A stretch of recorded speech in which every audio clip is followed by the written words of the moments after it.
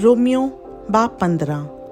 गर्ज हम ज़ोर आवरों को चाहिए कि नातवानों की कमज़ोरियों की रियायत करें, ना कि अपनी खुशी करें। हम में हर शख्स अपने पड़ोसी को उसकी बेहतरी के वास्ते खुश करे ताकि उसकी तरक्की हो, क्योंकि मसीह ने भी अपनी खुशी नहीं की, बल्कि यूं लिखा है कि तेरे लानतान करने वालों के लानतान मुझ पर आ पड़े। क्योंकि जितनी बातें पहले लिखी गईं वो हमारी तालीम के लिए लिखी गईं, ताकि सब्र से और किताब मुक़द्दस की तसल्ली से उम्मीद रखें। और खुदा सब्र और तसल्ली का चश्मा तुमको ये तौफीक दे कि मसीह यीशु के मुताबिक आपस में यक दिल रहो, ताकि तुम यक दिल और यक ज़ुबान होकर हमारे खुदावंद यीशु मसीह के खुदा और बाप की तमजीद करो। बस जिस तरह मसीह ने खुदा के जलाल के लिए तुमको अपने साथ शामिल कर लिया है, उसी तरह तुम भी एक दूसरे को शामिल कर लो। मैं कहता हूँ कि मसीह खुदा की सच्चाई साबित करने के लिए मख्तूनों का खादिम बना, ताकि उन वादों को पूरा करे जो बाप दादा से किए गए थे, और गैर कौमें भी रहम के सबब से खुदा की हम्द करें। चुनाचा लिखा है कि इस वास्ते मैं गैर कौमों में तेरा इकरार करूँगा और तेरे नाम के गीत गाऊँगा।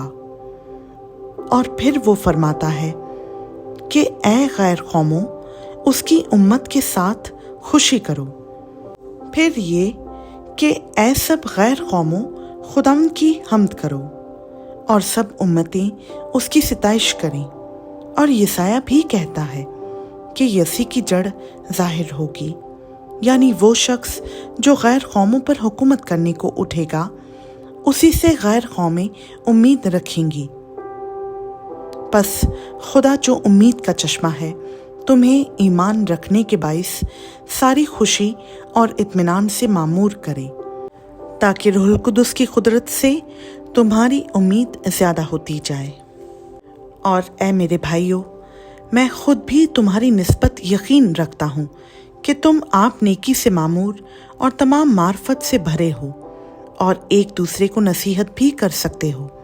तो भी मैंने बाज़ जगह ज़्यादा दिलेरी के साथ याद दिलाने के तौर पर इसलिए तुमको लिखा कि मुझको खुदा की तरफ से गैर कौमों के लिए मसीह यीशु के खादिम होने की तौफीक मिली है, कि मैं खुदा की खुशखबरी की खिदमत काहिन की तरह अंजाम दूँ, ताकि गैर कौमें नज़र के तौर पर रूहुल कुदुस से मुक़द्दस बनकर मकबूल हो जाएं।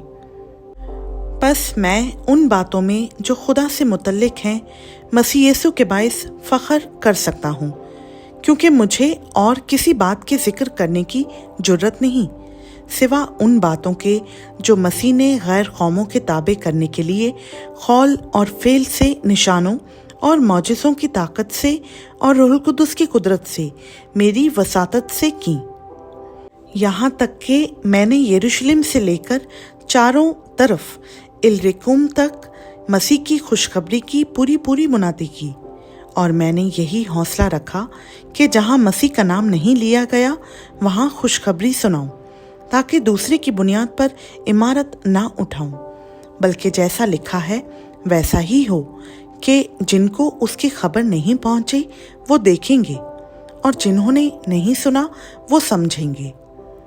इसीलिए मैं तुम्हारे पास आने से बार बार रुका रहा, मगर चूंकि मुझको अब इन मुल्कों में जगह बाकी नहीं रही और बहुत बरसों से तुम्हारे पास आने का मुश्ताक भी हूँ, इसलिए जब इस्फानिया को जाऊँगा तो तुम्हारे पास होता हुआ जाऊँगा, क्योंकि मुझे उम्मीद है कि उस सफ़र में तुमसे मिलूँगा, और जब तुम्हारी सोहबत से किसी कदर मेरा जी भर जाएगा तो तुम मुझे उस तरफ रवाना कर दोगे। लेकिन बिलफेल तो मुक़द्दसों की खिदमत करने के लिए यरूशलेम को जाता हूँ, क्योंकि मकदूनिया और अखिया के लोग यरूशलेम के गरीब मुक़द्दसों के लिए कुछ चंदा करने को रजामंद हुए। किया तो रजामंदी से, मगर वो उनके कर्जदार भी हैं, क्योंकि जब गैर कौमें रूहानी बातों में उनकी शरीक हुई हैं तो लाजिम है कि जिस्मानी बातों में उनकी खिदमत करें।